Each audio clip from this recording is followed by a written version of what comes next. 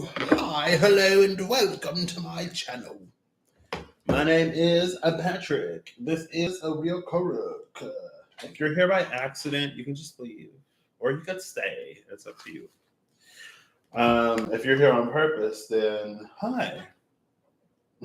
I guess I really don't know where I was going with that. So anyway, today I had a community board post. Athena or Aphrodite. So basically I had a dream last night. Hey Kidua, how you doing? Killua? Killua? Killua. I always like I already said anyway. I had a dream last night. I had a few dreams last night. One of them was weird. All of them interesting. Oh, I'm glad to hear it. One of them interesting. One of the I say two interesting, one weird. But anyway, in one of the interesting dreams I had, I was sitting in like a classroom. Hey Eve, how you doing? It's also much later than I thought it would be, but I was just telling my mom I haven't seen my grandma and it feels like weeks. And my grandma called me, so I was on the phone with her for a little bit. How you doing? I meant to say, hey, how are you doing, Holly? But I said, hey, you doing? I got to talk to her for a little bit. So anyway, I had this dream and I'm sitting in like this empty classroom and Athena is there. Now, she was very Aphrodite. She was extremely Aphrodite, but for some reason I was calling her like Athena. Or like when I woke up, like Athena was on my brain, but I was like, no, that was Aphrodite. I don't know why I think it was Athena. So that was the source. But anyway, so it was me and her, and the teacher was there, and the classroom was empty, and she was like working her Aphrodite magic on the teacher, and I'm like, what are you doing? Yeah, I'm like, what are you literally doing? And then I don't know, maybe that's symbolic of ain't gonna be no lessons no more. We're in a time where there are no lessons because life is gonna be easy. I don't know, it was weird. And then I was talking to Rob. I was talking to Sir Professor Nerdpot Odinson Skywalker of the North, and I remembered that I have the Mythical Creatures Oracle cards. So I'm using the Tarot Apocalypsis because the Suit of Water and some of the majors are Greco-Roman. And I'm using the Mythical Creatures Oracle cards because I remember I have them. And we're just going to pull and we're going to see what's up.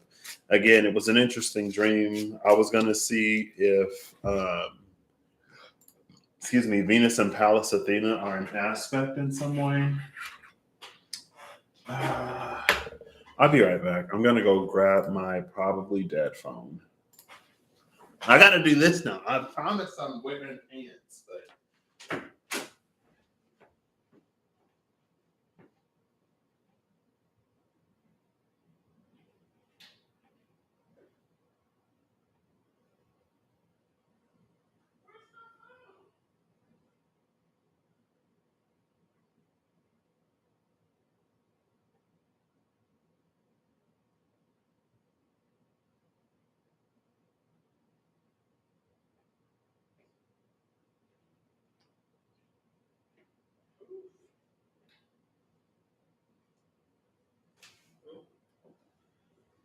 There's less than 10% battery. So, I don't even know if I have the asteroids on right now. Venus is 28 degrees Leo. The moon is 22 degrees Leo. Pallas Athena is 4 degrees Virgo. Oh, Pallas Athena is actually conjuncting Mars right now. Mars is 5 degrees Virgo. Pallas Athena, 4 degrees in Virgo. The moon, 22 Leo. Venus, 28 Leo. Between 28 and 4, that's like 6 degrees. So they're in a very loose conjunction right now. But in the dream, I was like, oh, like that's like it was like Aphrodite in my mind, but I would say like Athena. I'm just gonna put some cards and we're gonna see what's happening. If anything. Hey David, how you doing? Hopefully this won't be too long because I do gotta work tomorrow. You know what I mean? It is a weekday. Also, I don't know if anything is happening tomorrow besides the first season of Diablo 4. But 720 is like in my mind for some reason. I guess we will see. Oh, look, there's our. Is that Apollo? Is that Apollo? That's why I'm using the book. As if I need a reason. I'm pretty sure that's Apollo. Because I'm pretty sure he came out last time. And I was like, is that Apollo? And it was indeed Apollo. Pennies, cups. Apollo, god of healing, oracles, and the arts. That is indeed Apollo. Excuse me. Yeah, I'm like, I haven't even finished the campaign. I just finished Act 1 yesterday. I'm level like 32 maybe. I've been doing side quests. All right. Actually, we're going to get a mythical creature first. Hopefully this will be nice, short, sweet, to the point, whatever that point is. And again, it was like, so Aphrodite or Afrena, I don't know, was like doing some mind thing on the teacher. And I was like, what are you doing? And it seemed like the teacher was like starting to short circuit. I was like, that's too much charm. It's too much charm. She's going to die. Her brain or her heart is going to explode. I don't necessarily know where the intersection between Athena and Aphrodite is. Both of them have unconventional births. Athena is born from a headache that Zeus has, and she pops out fully formed. Aphrodite rises from the sea foam after her father was castrated. Zeus castrated Kronos. She rises from the sea foam, I think also fully formed, but I'm not sure. And I guess, like, I don't know. I guess, like, Zeus was a baby. Because Kronos swallowed the gods when they were babies. But he was fed the rock, the stone, instead of Zeus. And when the gods emerged from Kronos, they were fully formed. So chase off a seagull. What? Maybe it was like, hey, you're supposed to be over there with Patrick. What are you doing? All right. Mythical creature, oracle cards. What mythical creature does Athena and Aphrodite want to bring forward? If any, we might have to pull one. I'm getting a mythical creature, okay? This isn't one of those, oh, like maybe there isn't. No. There we go. Who is it? Any guesses? It's a brownie. Interesting. Bottom of the deck is the siren. See this? Siren, Athena. Or Aphrodite. I did it again. You saw Karen the Heron this morning? What? I don't remember. I remember her by name, but I don't remember her story. I should do a story. I haven't done a story in a while. I haven't done a story time in a minute. A brownie and a siren. I think brownies are like little tricksters, but they might also help you find lost things. Oh, here's the brownie right here. Oh, what is this? Just like a little quick snapshot thingy? I don't know what this is, but we have the meditation for self-empowerment. So under the brownie, it says recommended use for people who have difficulty staying motivated to do work, especially if they are working on a major long-term project. can combat the lazy gulon, the panic-inducing chupacabras, and the chaotic hydra. Caution, do not invoke the brownie if you are already a workaholic. The brownie itself is a workaholic, and doubting this can result in unhealthy obsessive behavior. Desired qualities: strong work ethic, diligence, conscientiousness, love of duty. Mantras: I am as orderly and productive as the brownie. Hardworking brownie, help me work for the greater good. I despise laziness, I sweep it away. Extra suggestion: focus on the constant motion of the brownie sweeping broom. Embody that motion. Do not let yourself stand still until you reach a reasonable stopping point. Oh, so brownie is like, okay. But are brownies also not like the little candy tricksters? I'm going to go to the actual brownie entry. I think the brownie and the Spencer's tarot card deck is the Three of Pentacles. So I'm going to pull before and after that. The little tiny little free Girl Scouts. Oh, I was thinking Girl Scout cookies for some reason. I don't know if they're, obviously, I guess they don't have brownies, but one moment. As I open the closet's door, what lies in the closet of mystery? If only you were here to see. But alas, you are not. You see blank screen. I think it's in this box. Oh, I thought it was in this box. I am the fool. I know. I haven't used it in a minute. So I don't think it'll be in this box. I mean, it actually might be in this box. Because this is the box of things that I often rarely use.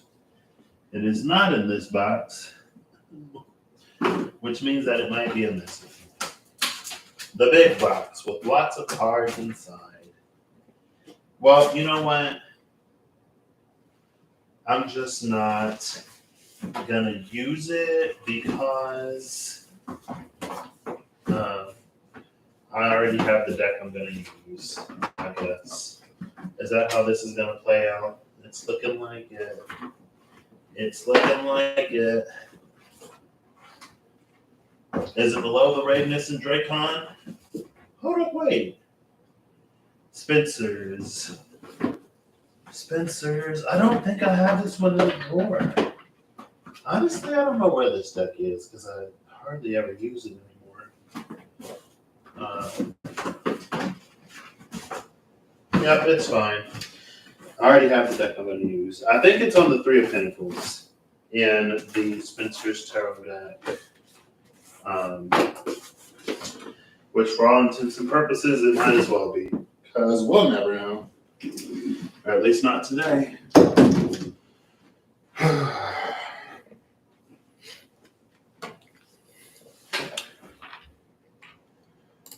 Oh, I did not want to start recording.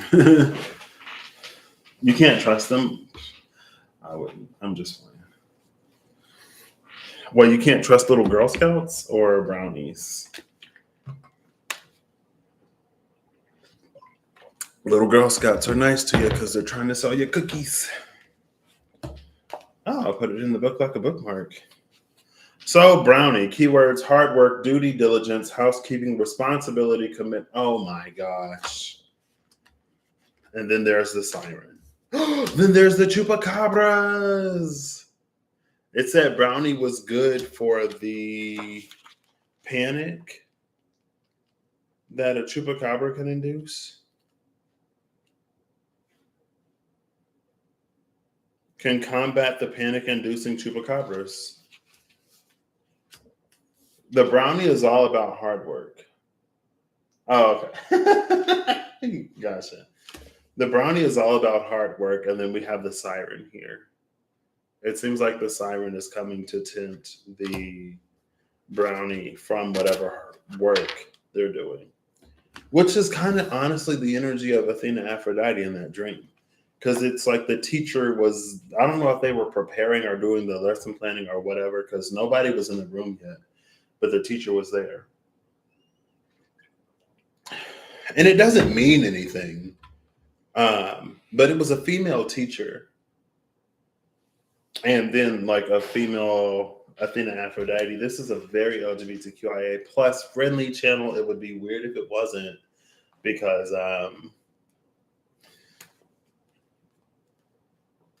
but yeah, I don't know if that necessarily means anything. But so the brownie is a race of fae, meaning that it is a relative of the fairy. It belongs to the Seelie court, consisting of the fae that are honorable and organized. Brownies are shaggy, ugly little dwarves. Not shaggy, ugly little dwarves. That's rude. Their name is properly pronounced Bruni and not Brownie. However, they are traditionally imagined as being brown in color or wearing brown clothing. Otherwise, their clothing is green or white and very simple, as bronies.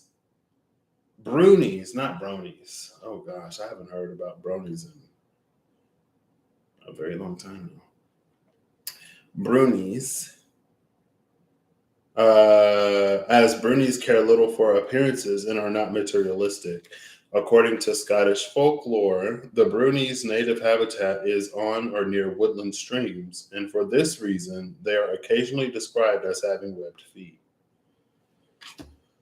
The card meaning: the quintessential bruni is someone who works hard and does so because that is the right thing to do, not because of a selfish agenda. He cares for the greater good so that there is order in the world around him. He does not have to be told to do anything. He already has the initiative to make it happen. He does not complain when he works. If anything, he complains when he is not being given a chance to work.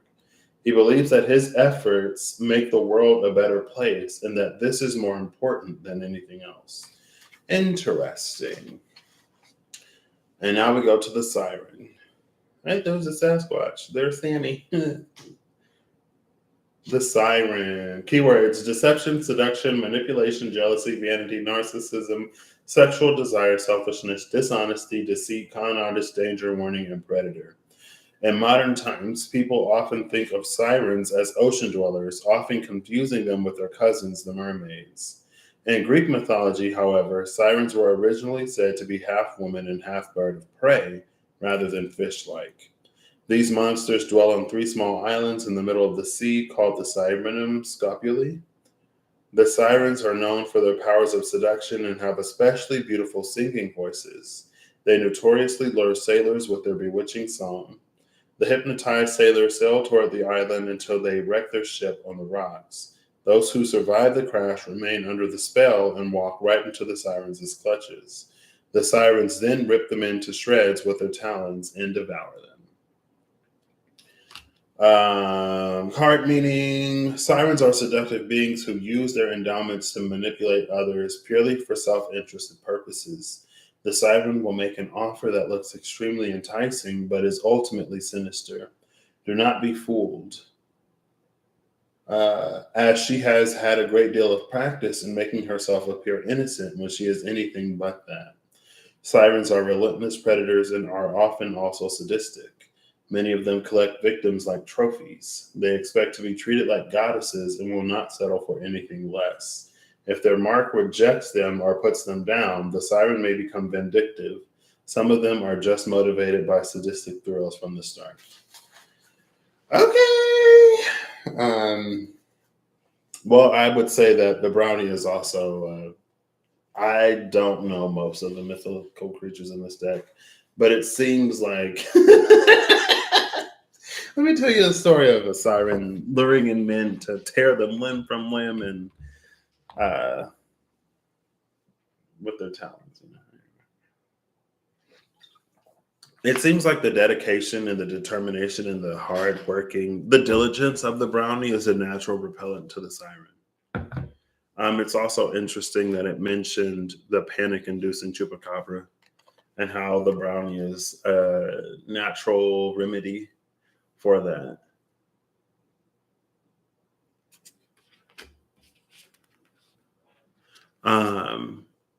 The Manticore is here, and I actually have a Manticore spread that I built using that Spencer's tarot deck. I'm going to see if it's over here real quick. Also, do y'all notice that? It's sitting on the floor because I can't put it up Um, I found it. Shout out to Erin Scribbles. Love her. It might actually be in here. I thought it was, and then I thought it wasn't, but I think it actually is. I'm gonna have to put all these cards back away. Spencer, where are you? There you are. You are in here. I had a feeling that you were in this drawer, but I was like, oh no, certainly not. Why would it be in there? I never use it. Oh, here we go. Now here we go. Arnold.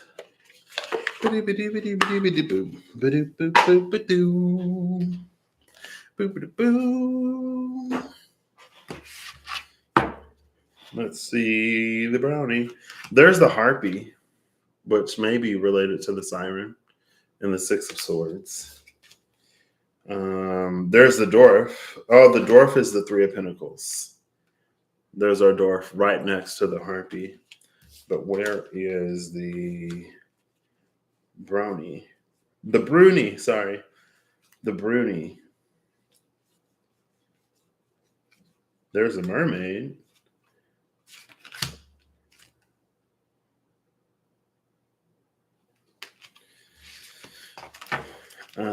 I ain't used this deck in a minute. I love this deck. The Bruni, it might be the Four of Pentacles. I know it's inside of a house and it's cleaning. I probably should have shuffled this deck first, but it's fine. All things as they should be. There it is. Of course. The Bruni is in between the Sphinx and the Leprechaun. The Bruni makes me think of the Bruner. So it's the Three of Wands that the brownie is on. The Emperor is the Sphinx, and the King of Pentacles is the Leprechaun. The Leprechaun.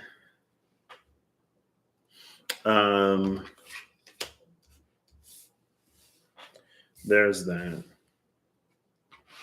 Because again, like in the dream, it felt like Aphrodite was like messing with the teacher. I don't know why it was a teacher, but it's definitely this energy of like trying to distract the diligent.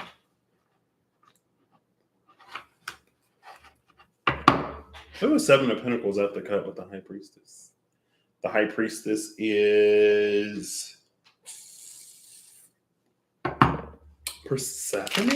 I think it's Persephone in this deck. It's either, it's Persephone because Hecate is on the moon. Hecate. Ooh, then we get the Fool with that. Seven of Pentacles. All right. So let's see. Oh, who's more diligent than the Emperor? Hello. Temperance. All right.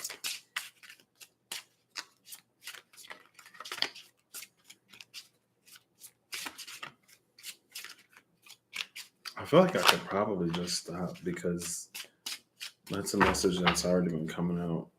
The Hermit is the only card that flips over. Why was I just thinking of Virgo? Bottom of the deck is the Prince of Wands, which is Set. That represents chaos. It was the chaos of the chaos of who?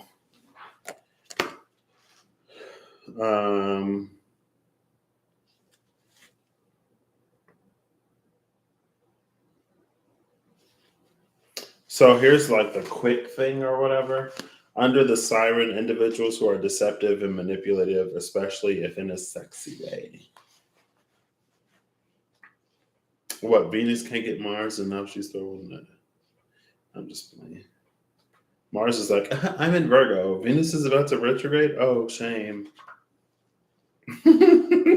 Mars got better things to do, apparently, than sit around and try to chase a Venus. Can combat the lazy Gulan, the panic-inducing chupacabras, and the chaotic Hydra. The Hydra was the one that was chaotic. Hydra is also an energy that came through earlier today through image.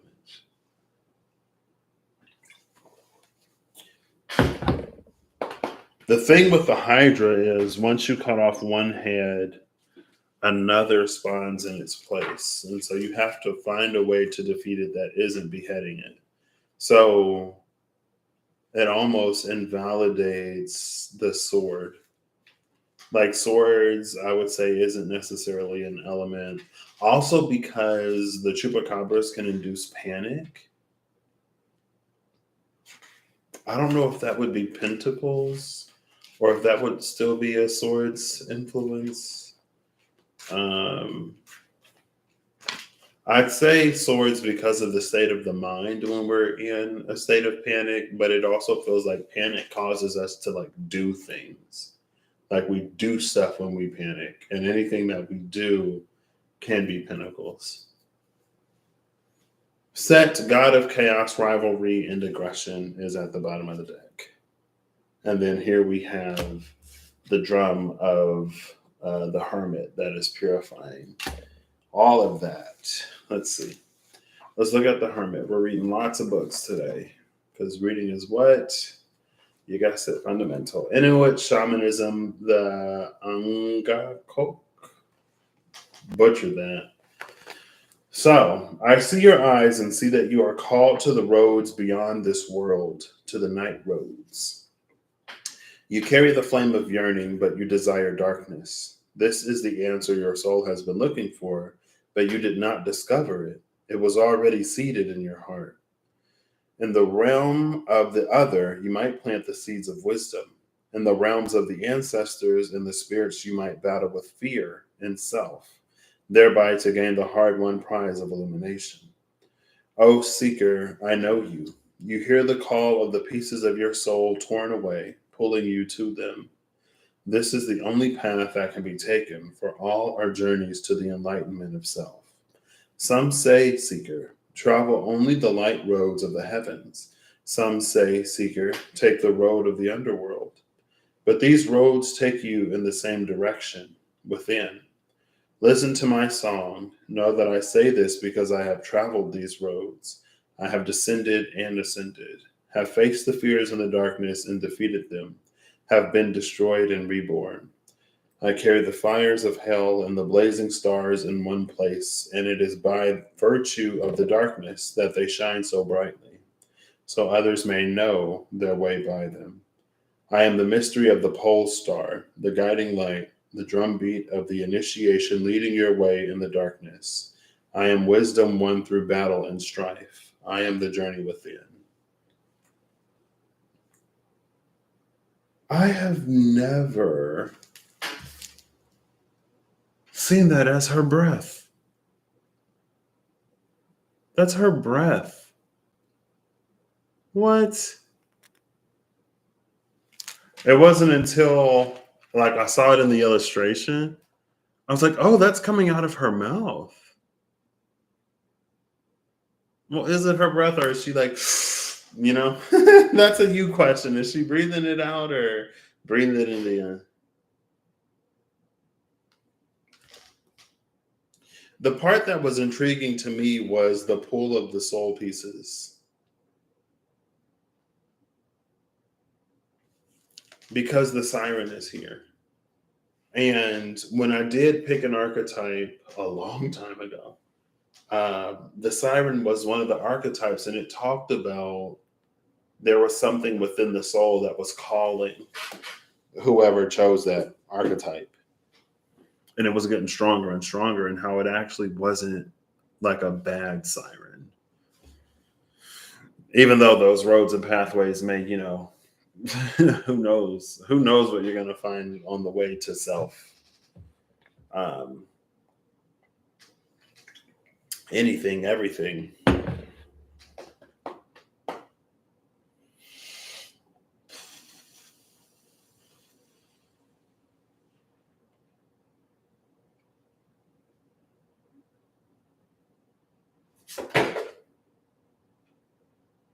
Did you hear that? Of course.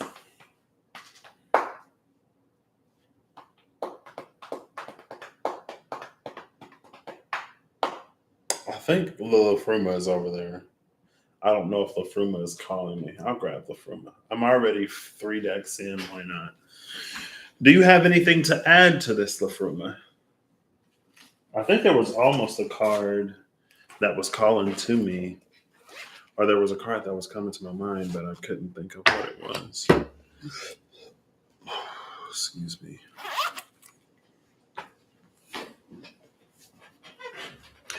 This is interesting. I guess it depends on what this siren is about, right? Because this could be one of those all work and no play types of things. This could be like, let's say it is because the hermit is here. Let's say it is related to like spiritual work and spiritual journeys. It could be the part where we've reached a certain threshold of healing, or we've reached a certain threshold of self acceptance. And now there are other parts of us that are calling to us to also be welcomed, accepted, and integrated into the all of who we are.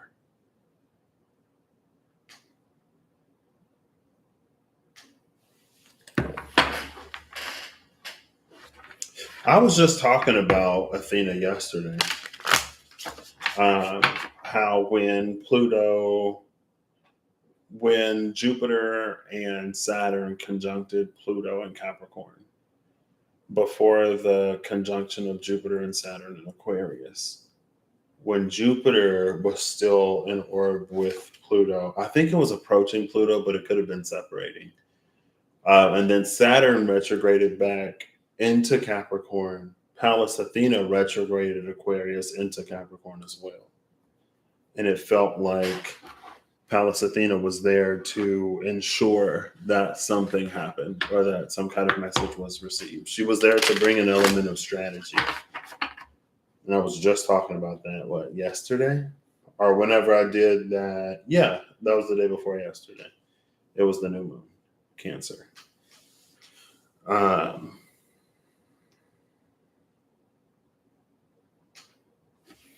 Let's see.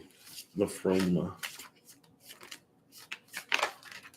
Who was that? Somebody flipped over. Just like that hermit did. It's Iga Shalmer. Oh, not Iga Shalmer. Not the wheel shield. Not the helm of awe. Awe-inspired ancestral collective magic. A smokescreen to surround and shield us. Everyday fears are drawn back, dissipating as ancient mariners wrap us up and tuck us in. A still sea doesn't make a seasoned sailor. Therein is the danger and the addiction. Facing fears and the lone battles of a shamanic voyage strengthens you. The best shield is coasting in your own confidence. Lose your footing, and we all do. Iga Shalmer's here to soothe you. So that's talking about shamanic journeys. It's talking about the fear. It's talking about ancestors, which it had to be the brownie talked about. I think the brownie mentioned ancestors, right?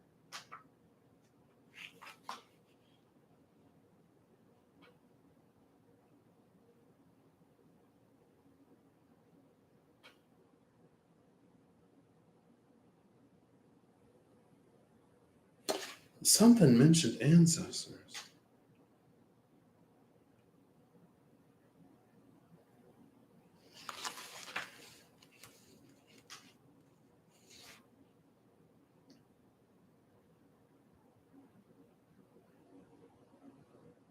Maybe not. I thought something mentioned ancestors. It says for people who have difficulty staying motivated to do work, especially if they are working on a major long-term project, can combat the lazy Gulan, the panic-inducing chupacabras, and the chaotic hydra. So I'd say anxiety is sort of in there. Oh, duh! It was it was the hermit. Duh! It was the hermit, the Inuit shaman. I was like, I know I've seen ancestors, right? Yeah, it's right here. Um, I see your eyes and see that you are called to the roads beyond this world, to the night roads. You carry the flame of yearning, but you desire darkness. This is the answer your soul has been looking for, but you did not discover it. It was already seated in your heart. In the realm of the other, you might plant the seeds of wisdom. In the realms of the ancestors and the spirits, you might battle with fear and self, thereby to gain the hard won prize of illumination. That's where it mentioned it.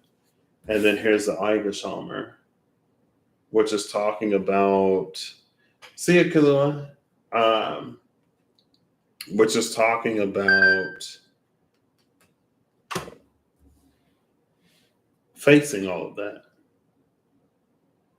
rather than seeking protection from it in way of pacifying.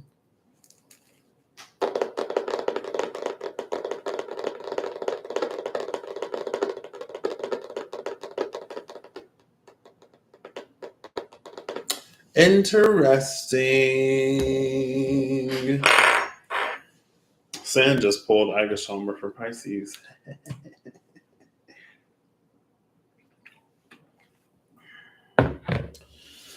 um, Aigashalmer is a 36-9, and the Hermit is also a 9. A 36-9, so 6 is like harmony, 3 is a catalyst. So, all right. Well, have a good night, Eve. I need to be going to bed. um, so this is us. Since today, it's like it's us harmonizing with. I don't want to say God's plan. Um,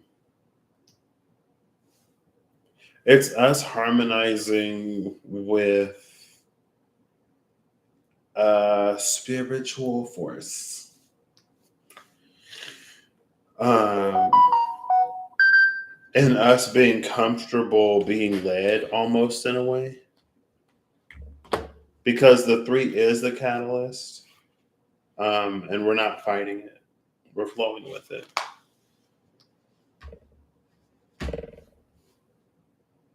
Now this 9 is the one before the 10 because it's in Roman numerals.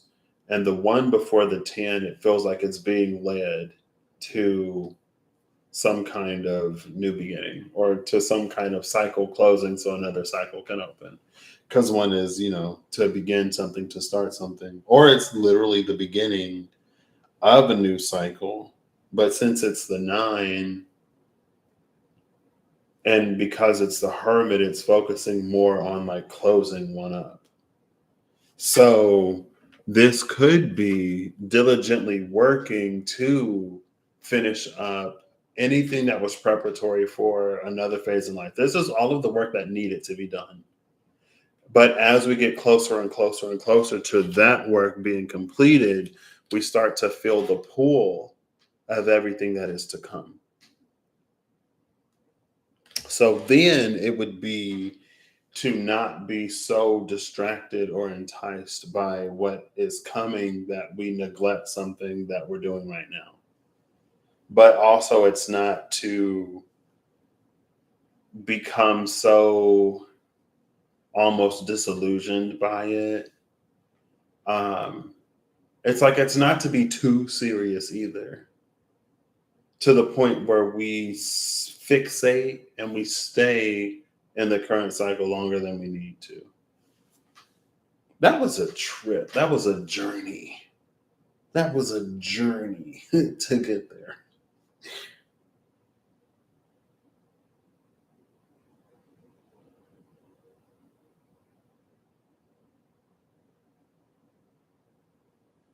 Two nines is an 18, which is the moon.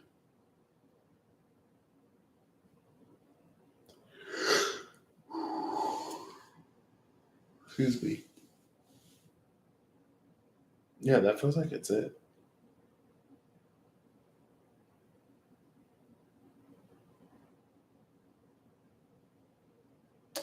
Um, we're going from the King of Pentacles to the Emperor. It's interesting though, because we go from the King of Pentacles to the Emperor, and in the middle is the Bruni, which is the Three of Wands. The Three of Wands was also one of the focal cards in the Astro Matrix Tarot the day before yesterday, and it was the final card, and it came out with a Fool energy. Um, it's interesting though because the Leprechaun, like the King of Pentacles to the Emperor. Oh snap! Well, hopefully you don't have to wait too long if you don't want to wait too long, and hopefully you love it. So the King of Pentacles to the Emperor is a natural state of progression, but like it feels like the Leprechaun is so certain of everything that they have. Like there's so much known in the Leprechaun King of Pentacles, and there's so much about the Sphinx that is unknown. There's Eve's puzzler. um, there's so much about the Sphinx that's unknown. But it's interesting that it's coming out again with the Emperor because it's not too. And the Sphinx just came out. That wasn't in this deck, but the Sphinx is in this deck. It couldn't have been in this deck because I haven't used this deck in a long time. But I don't know what other deck I have where the Sphinx is in it and where I read the Sphinx. Because I remember with the Sphinx, it was like it's a point in time where logic may not necessarily be the most helpful, and it's about creative thinking. And it's about letting our intuition sort of lead us. But in that, it's like there is no loss of power there. We actually gain. And usually when we go into something that is unknown, unknowable, or uncertain, in that space of uncertainty, either we try to find something to cling on to get us through that, or we just like almost completely surrender to the flow. Almost sometimes to the point where we have a little less maybe agency, but I don't know if agency is it's like whenever we go into the unknown, it's so easy to feel that we don't know what's going on and to just like let anything or everything happen. Or to like do our best to sort of like respond as things come up. But there's just like a level of certainty or power and not, I feel like, the way that we typically think about it. But it's more like presence that this emperor holds, even in the space of the unknown, even when told this riddle. That's really interesting. And again, here in Igelschalmer, we have everything. I'll read it one more time. Awe-inspired ancestral collective magic, a smoke screen to surround and shield us. Everyday fears are drawn back, dissipating as ancient mariners wrap us up and tuck us in. A still sea doesn't make a seasoned sailor. Therein is the danger and the addiction. Facing fears and the lone battles of a shamanic voyage strengthens you. The best shield is coasting in your own confidence. Lose your footing, and we all do. Igelschalmer's here to soothe you. Also, Eris came out with confidence in that 717 spread in Aries. Leaf shade is at the bottom of this, which is leaf shade and cradled. Cradled neath the comforting branches of trees stretching, providing peace, shelter, wisdom, and direction. Contemplate the rate at which a tree breathes and lives. Join its calming pace by allowing nature's healing to kiss all deep inside. Healing herbs and tinctures are shared with us by plant spirits, whispering on a sultry breeze under their sacred shaded foliage, or foliage. Foliage. 48, which is a 12. 12, which is a 3. But it's a 1-2. So again, the one, it feels like spirit is leading. But with the 2, it's like we're keeping pace. Spirit leads with the 1, we keep pace with the 2 to establish that, like a balance in that spiritual versus physical duality, which came out with the animals. So that's when I read, that was the elephant. That wasn't the raccoon. I'm pretty sure that was the elephant, because it was the cheetah facing one way, the horse facing another way, and then it was the otter facing what was it? The hummingbird? It was the otter facing the hummingbird. And it was like, here the internal and external were at odds, but after the elephant, they face each other. Which again, it feels like it falls under the shamanic journey in this hermit card.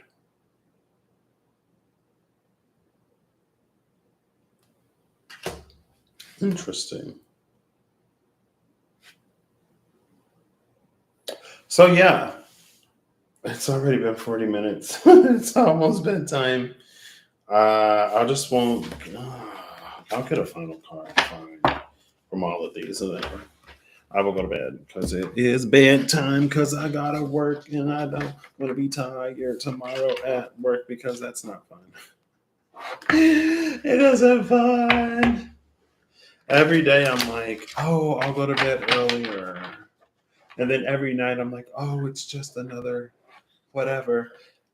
7 hours is enough sleep. 6 hours is enough sleep. And then every morning I'm like, oh, tonight I'm going to go to bed earlier. Ooh, she came out quick. Gutton, resolve. And then horse. Oh, speaking of horse, move. Resolve and move, resolve and move, resolve and move, resolve and move, resolve and move. And eventually you resolve and move enough that you burst in. You burst out. You burst free into whatever that space beyond is that the hermit was alluding to, where the siren is beckoning us from. What lies at the completion of all this. And then under Etburston is guess. That's hilarious. Is the title card. Is the collective thank you title card. And then under the collective thank you is again Etburston. Or is Eigershalmer. Etburston is almost a natural antithesis to Etburston.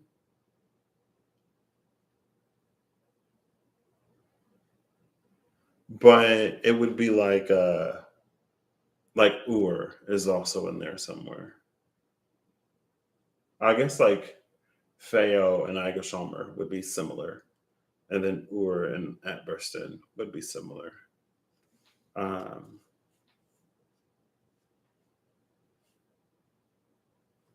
Interesting. This could be resolve as in to bring something to a solution. This could also be resolve as in determination. When we resolve ourselves to do something. And the Bruni is all about determination and resolve. Brahm. That was the card because he's holding a broom. So I'm going to pull before and after Brahm. Or I'm going to look before and after Brahm. I'm not going to pull it. I was like, one of the Lafrumbas is coming to my mind, and I don't remember which one it is. Duh, it's Brahm because of the Bruni's broom. Brahm.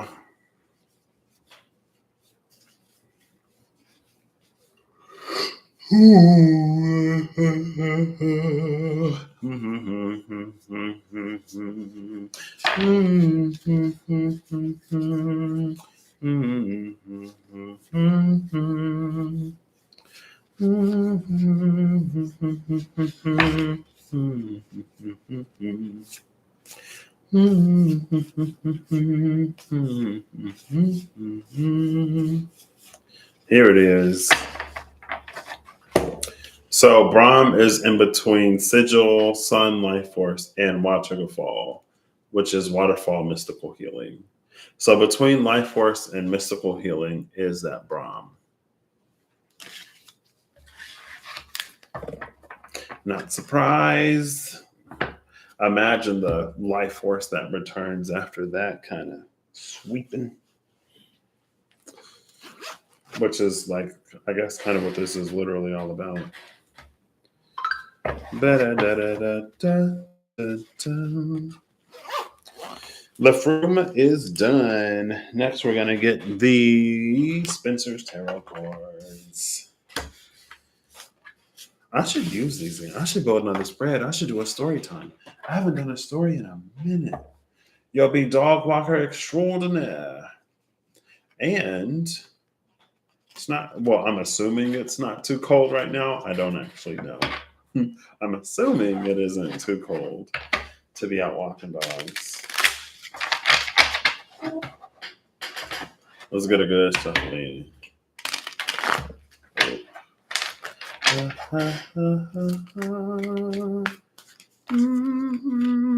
Whoa!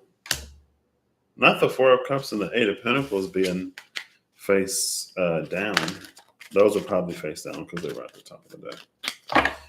Who flipped out? Two cards actually flipped over, face down, and came out of the deck. We have Pegasus and the Golem, or the Golem. Pegasus is the Eight of Swords. The Golem is the Six of Wands.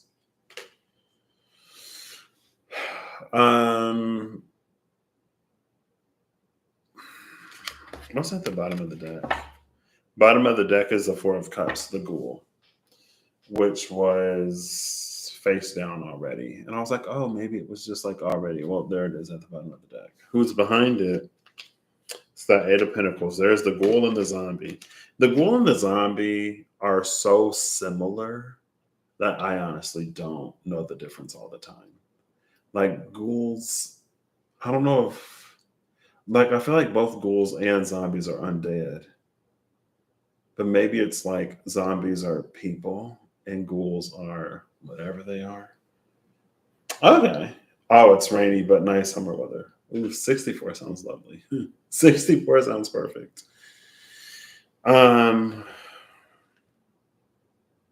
So here we have the undead ghoul, the undead zombie, and the hollow golem. The golem has no will of its own. It does whatever its creator instructs it to do. The will of the creator is the will of the golem. And then it's paired here with this Eight of Swords, Pegasus. It almost feels like it's like when somebody, it's a movie TV thing where like in somebody's mind they're doing something. It's like when they lose touch with reality and they're like, oh my gosh, yes, I would love to do this and blah blah blah blah blah. But then, and it's like, you know, you see it from their perspective, but then in reality it's like nobody's there. Or it's like they live in a state of desolation, but in their mind it's like everything is normal, everything is right.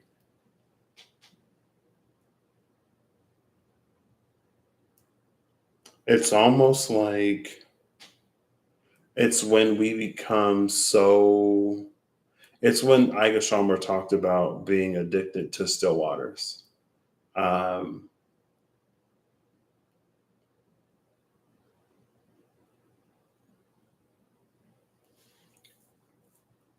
and then there's like rot. There's also rot with the ghoul and the zombie. Like they're rotting, but in their mind, it's like they are thriving and healthy and all kinds of stuff.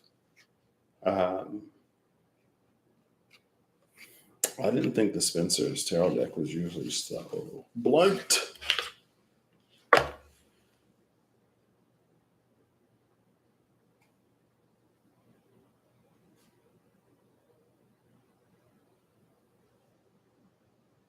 There's just something here about not like it's not reality.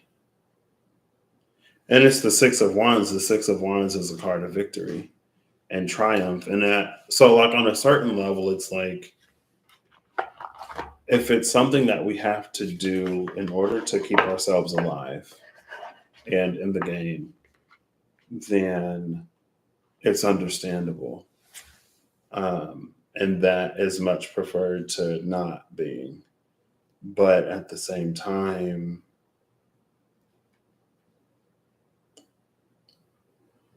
it's not entirely helpful either to getting us out of whatever situation we may be in. See, when people talk about like Neptune being like delusions and stuff like that's kind of that. It's just like completely out of touch with reality. But in one's own mind, and the mind is powerful enough at that point, it's like, well, does it matter? Is it not better to leave someone in a blissful delusion than to wake them up to the state of their reality?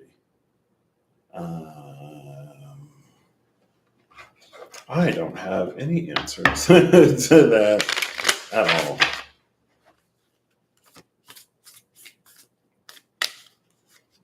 I don't really want to leave it like that, but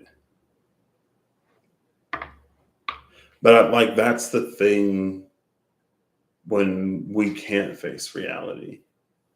So we go deeper into the whatever.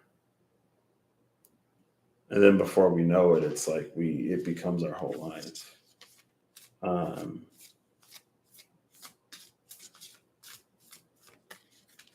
I don't want to just leave it there, but I also don't want to dwell on it. It's choices and decisions that we want. Like that's the strenuousness of this journey. That's the challenge in taking that hermit pathway, in facing fears and the reality and the truth of certain situations. Also with that Pegasus, it's like the lies that we feed ourselves or the things that we need to believe in order to be the things that need to be true in order for us to feel like we're doing okay in life. And because it's the golem, it's like it's not real.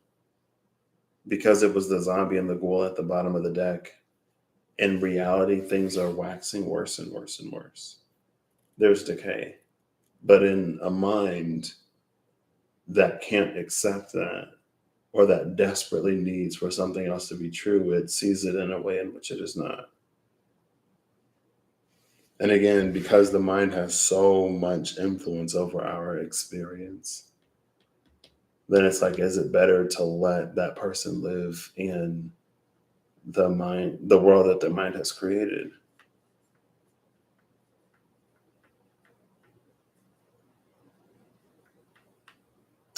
I do not know.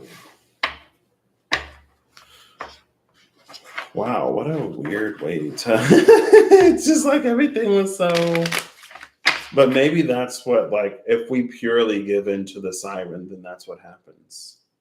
If it's all siren and no Bruni, if it's all play and no work, if it's all chasing freedom and like a good time and all of this other stuff to the point where we never establish ourselves as like being able to take care of our own needs and to do whatever, then it comes down to personal preference. There is no right or wrong, and it's so unbelievably absolutely great that I don't know.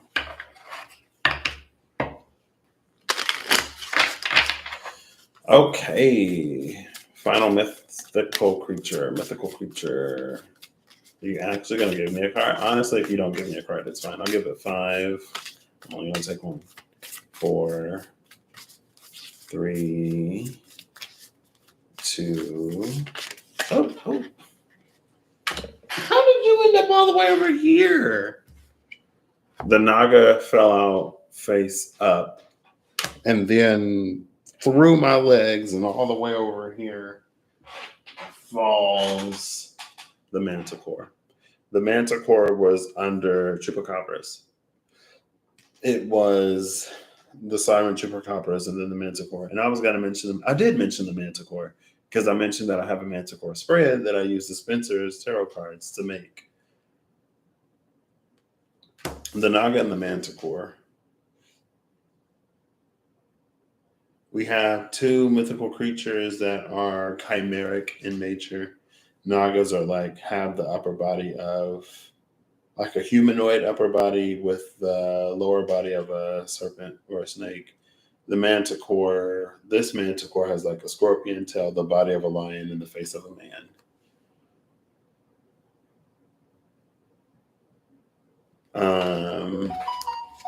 Bottom of the deck is the Gulon, or the Gulon.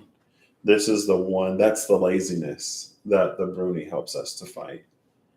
I'll just read the quick blurbs for the Naga and the Manticore and for the Gulon at the bottom of the deck.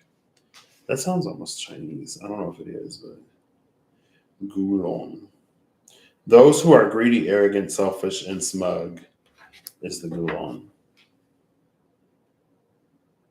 And then the Manticore, those who are uncannily skillful and superbly multi-talented is the Manticore. The Naga is gamblers, lucky people, those with a strong affinity for shiny objects. I want to read the Naga meditation because Naga was the one that stayed on the table face up. The Naga meditation, or the Naga sort of longer blurb. Recommended use for people who are looking for a job or hoping for a promotion, or for use in any situation that leaves one at the mercy of chance. Can combat the unlucky Myrmecolian. Caution, sometimes there is a cost when the Naga does give aid. Invocation of the Naga does not guarantee success or promotion. Desired qualities are prosperity, transformation, beauty, and gambler's luck. Mantras, I'll skip the mantras. Extra suggestion, visualize a friendly, beautiful Naga showering you with flower petals and placing gold necklaces over your head.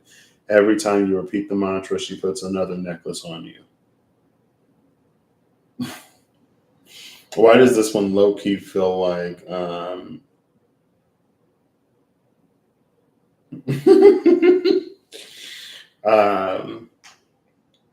it feels like it's something or someone that relies on the Naga too much. It feels like too much reliance on the Naga, on luck, on chance. Too much of I hope the best happens. We're just gonna find out. Let's roll the dice.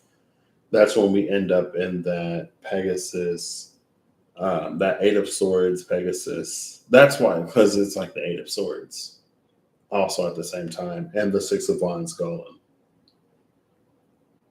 where we convince ourselves that we're victorious, or we convince ourselves that we're in a better position than we are, instead of facing the reality of the position that we're in and then making conscious effort to change our circumstances. And it's because it says Naga does not guarantee success or promotion. But visualize a friendly Naga showering you with flower petals and placing gold necklaces over your head every time you repeat it. Doesn't guarantee success or promotion. The Manticore is the one that is extremely talented. So I don't know if that's like you have everything that you need within you to go out and do it. You just need to do it. I'll read the Manticore too. Well, I was going to read the Manticore, but HIJKLMN. M is supposed to be before N, unless this is organized some other way. The Manticore isn't here. Where's the Manticore? There's a Pegasus in this deck. For those who are preparing to face a daunting task, for those who feel overwhelmed by present challenges, who are fearful, or who believe that the odds are stacked against them, combats the Western Dragon, the Chupacabras, and the Minotaur. There is no caution with Pegasus. Desired qualities are courage, cooperation, liberation, good luck, and success. Interesting that even over here, Pegasus is still like facing a daunting test and all that. But over there, it's just like it doesn't. It's like to soothe one's own ego, it reframes it in a way that is not reality. I'm trying to find the Manticore. The Manticore isn't anywhere else. I thought it might be with these are creatures that are purely negative. The Manticore is not purely negative. Where's my Manticore? The Manticore is a creature that brings negative qualities in addition to positive ones. Manticore is coldness, ruthlessness, tendency to use people, a lack of empathy, in addition to being remarkably skilled, efficient, self-reliant, and clever. I'll read Manticore because it's not giving me much. Real quick. Oh, and then I got another deck. It's already over past 9:30. Skillfulness, thoroughness, precision, efficiency, swiftness, subtlety, perfectionism, careful calculation, pragmatism, execution, or reaping, culling, cutting a time. The Manticore was first known in Western culture from the writings of a Greek physician named Theseus of Cnidus. I'm butchering it. He served the royal court of Persia, where he recorded the Persians' folk history in numerous books. There he discovered accounts of the fearsome Manticore. Although there were no specific legends about it, the Persians believed that this predator stalked the jungles of India. The creature has since appeared in many Greek and medieval European bestiaries. Eventually, it would appear on churches to signify the prophecy of doomsday. Modern-day fantasy artists sometimes give it horns or wings, although these features were absent from the original description. The name of the Manticore, or Marticora, means man-eater. It can swallow its victims whole without spilling a drop of blood. Its head looks like a human's, but it also has multiple rows of sharp teeth like a shark's. Its voice is very loud and sounds like a trumpet, yet it can move without a sound. It is known as the fastest animal on land and can even slay its victims from afar, shooting its tail barbs with perfect aim. These barbs can travel for distances of 100 feet, and when one is discharged, a new one immediately grows back in its place. Without a doubt, the Manticore is the perfect killing machine. People believe that this beast was to blame when someone disappeared without a trace. And then the Hydra. The Bruni mentioned the Hydra, which, like, when one head is cut off, another one, two more grow in its place. They both have humanoid faces. And then there was the Gulan, which was all about like greed and stuff. I don't know. It's like, I don't know if it's just like put in the hard work. I think there's also a warning to not get too big-headed or egotistical, or to not like use people, to stay centered and grounded in the heart. But to stay centered and grounded in the heart, that's like, I don't know, because it's fine. It is what it is. Last but not least is the tarot apocalypse, and then I'm going to sleep. My eyes are heavy. I hope they stay heavy. I hope I don't wake up after this, because I'm trying to go to bed. All right, tarot apocalypse. What say you? Yeah, I feel like this just took like a turn. But also at the same time, that was the 717 new moon, all this cardinal energy. It was like there will be people who do it and then there will be people who don't. And they may grow jealous, they may grow envious, but it's like at the end of the day, we all have the same ability to connect to ourselves, to be honest with ourselves, and then to make choices and decisions based upon where we are and where we want to go. And it's our ability to be truthful and honest with ourselves, to really face the reality of certain things, um, and our ability to put into practice, put into play, to implement those changes, even when we don't experience validation or whatever. Because both the new pearl and the Bruni and something else mentioned, like it's doing the work even when like there is no reward. The card that came out is the Ace of Swords. And then there's the moon. You see the moon up there? And that Ace of Swords, interesting. It's also interesting that the Ace of Swords is here because the Ace of Swords, or the sword, was not helpful for the Hydra, but the Hydra didn't actually come out. Any other beast may be able to be slain by it. Also, I've never noticed the two ravens in this card. Totally makes sense. Hoonin and Moonin.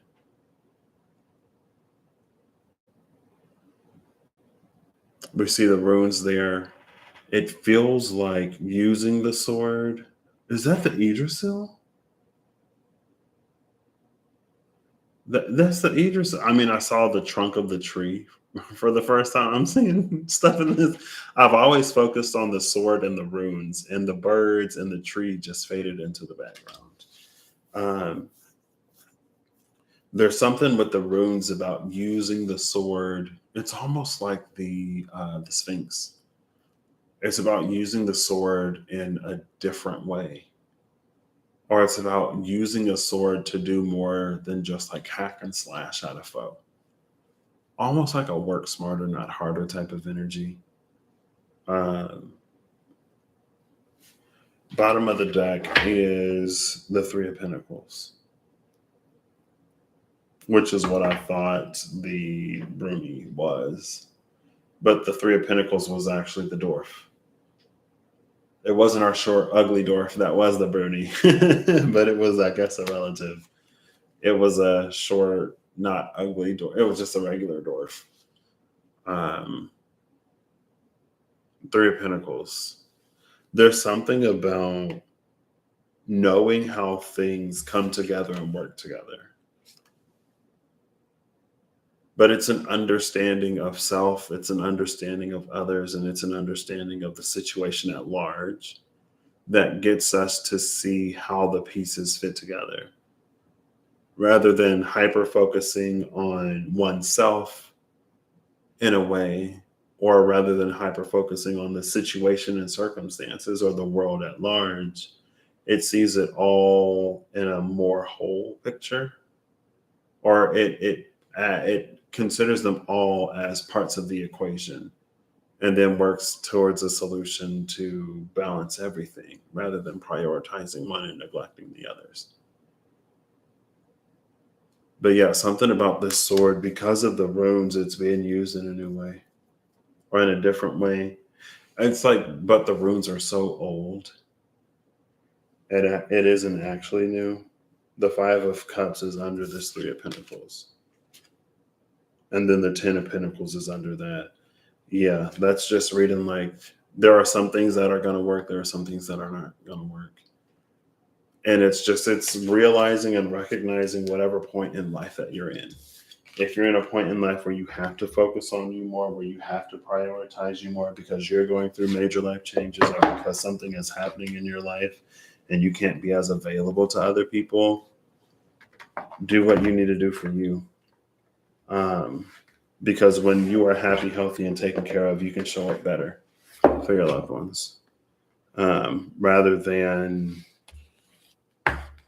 like everyone losing when we don't take care of ourselves.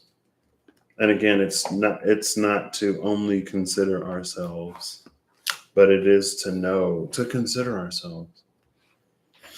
So anyway, That took a turn at the end. I guess it kind of started a little tilted. It worked out in the middle. I was like, oh. And then at the end, first it was fine, and then it was like, but again, it's just a tendency for us to not always face the truth and reality of a situation. Maybe we give someone or something else more credit for how or why we ended up where we are, or more power over whether or not we can move forward. Um, or sometimes it's just to soothe our own egos because we don't want to be wrong, or because we don't want to be perceived in this way or that way. So we continue to twist the facts and distort reality until we're living in a world that is completely imagined. But, even ancestrally, because the energy of ancestor came out, it's like we want so bad to not be our ancestors in some way, that it's like when someone has like a parent or somebody that they don't like, or like a partner, an ex-partner or whatever, and they're like, I'll never be like that, but then they end up becoming like that. But they cannot accept the fact that they're like that, and so there are things that they never see that they very much so do, that they would never want to do, but because they don't face the truth or reality of that, they continue to do it and be it. And then they're like, I don't know why this or that or whatever. Like, I'm like, and I don't know. It's an opportunity to experience a lot of things in real life. But in order to experience things in real life, we have to face the reality of life. You know what I mean? So, yeah. Yep. Yep. It's a call for balance, but also a call for action, and a call to have authenticity comes to my mind, but it's like self authorship also comes to my mind, like a self advocacy. I feel like I'm not getting. It's like a call to. It's like a call to action, but it isn't necessarily do anything. It's just a call to accountability. That's what it is. To take accountability for ourselves. But to, again, it's like not to do it at the detriment of our mental health or whatever. Um, and it's not for us to judge ourselves or others. It's just like, this is where I am. That's where I want to go. This is what I need to do to get there. That's it. Or whatever. I hope you're using your own intuition, discernment, knowledge, guidance, wisdom to navigate your path. I hope that it leads you in a direction you want to go. I hope you the courage, the strength, the resolve, the bravery, the community, the compassion, the whatever you need to face the reality of the situation that you're in, and to, it's very serenity prayer, um, to have the courage to do the things that are for you to do, the knowledge to know what is not for you to do, the wisdom to know the difference, and the self compassion to give yourself grace, but to also hold yourself accountable and to be self motivated, you know, to have it in real life rather than in some almost imagined fantastical version of what your life is. Rather than like, I don't want to say deluding yourself by like saying like, oh, everything is great, everything is awesome, it's fine, but it's not fine. That was my mantra for a hot minute. It's fine. It still is sometimes. It's fine. Um, but yeah, but it's just like I just feel like it speaks to the potential of what life can really be and what life can become. But again, it requires us to see what life actually is in order to encourage it to be so. It's like if you're adding salt to taste to a dish that you're cooking, but you never taste it, you just keep adding salt. It's like, well, how do you know how much or how little salt to add if you never taste it? You know? And so often we go in expecting something to be bland, and so we load up the spices, or we expect it to be spicy. So we say whatever we say, or we do whatever we do, we dilute it. And it's like, well, until we actually try it, then we don't know what it needs. I don't know. Anyway, thank you, Kidua and Holly and Eve and David, for being here. I hope you all have an amazing whatever one of you see this. And I hope that, again, whatever you need along your path journey, will you find. And I hope you opportunity and the courage to take it. So I will catch you all next time. What does this have to do with the so Aphrodite is Venus, is like 28 degrees Leo.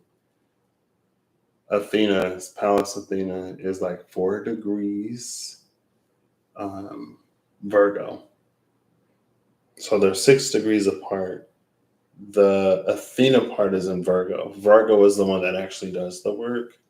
Virgo is the one that knows what you need to do in order to get something to happen. But like a Virgo happening is more of like a change. It feels like a Capricorn happening is more like an establishment of something. And a Taurus happening is whatever a Taurus happening is.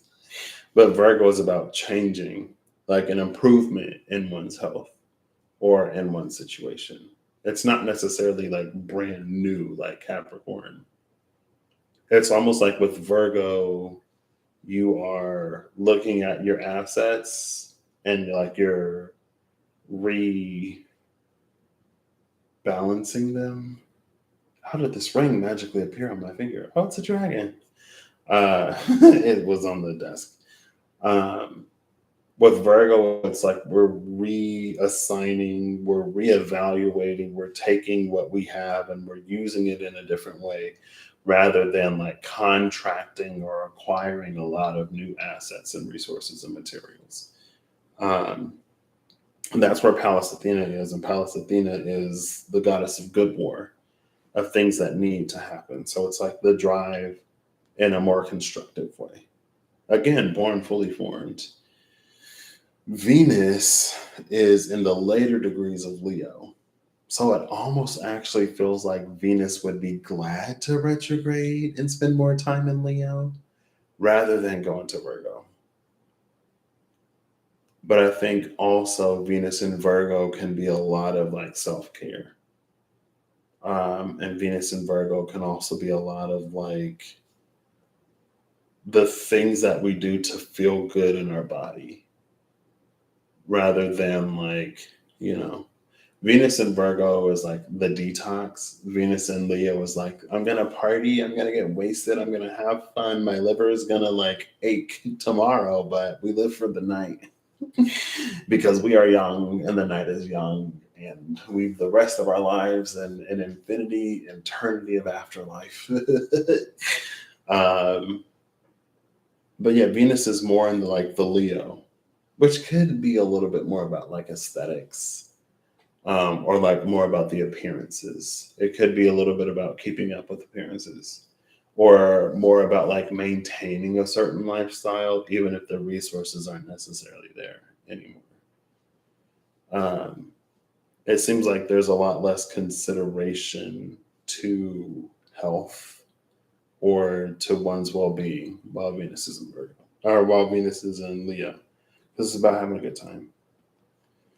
That's not the only thing, of course. Venus is infinitely, and Leo is much more, but it feels like, so it's that pool. It was like the same person, and maybe it was like asking for both. That's what was warping the mind of the teacher, because the teacher's like, what are you asking for? It's like, I want to get super drunk, but also be extremely hydrated and not have a hangover at all. I want to be like out of my mind, but completely coherent. It's like, wait. I don't know. Also, I think another overlap, I'm trying to find an overlap between Venus and Minerva,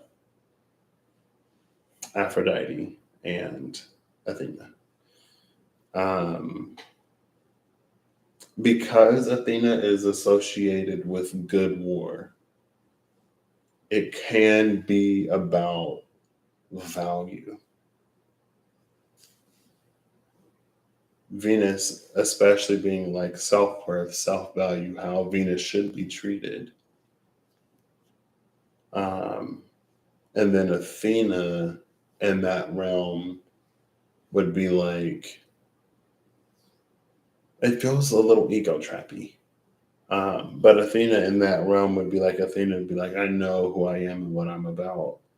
Like strategy, wisdom, um, whatever else. Is Athena associated with the hunt? I think she is. Also, is Athena? No, I'm thinking of Artemis and Diana. Artemis is the virgin. I'm pretty sure. Much like Athena and Hestia, Artemis preferred to remain a maiden goddess and was sworn never to marry. So I guess Athena was another one. Because I was going to say it's interesting that you have like Aphrodite, Venus, that's all about, attention and receiving attention. Warrior Maiden, yeah, which is interesting. Anyway, it was just a random dream. Yeah, I'll catch you all when I catch you. Hopefully, it'll be a nice one. I love doing amazing readings. Contrary to what may, and that's something else I've been like working on it through. I'm pretty sure people don't think I love getting on here and just being like, meh, meh, meh, meh.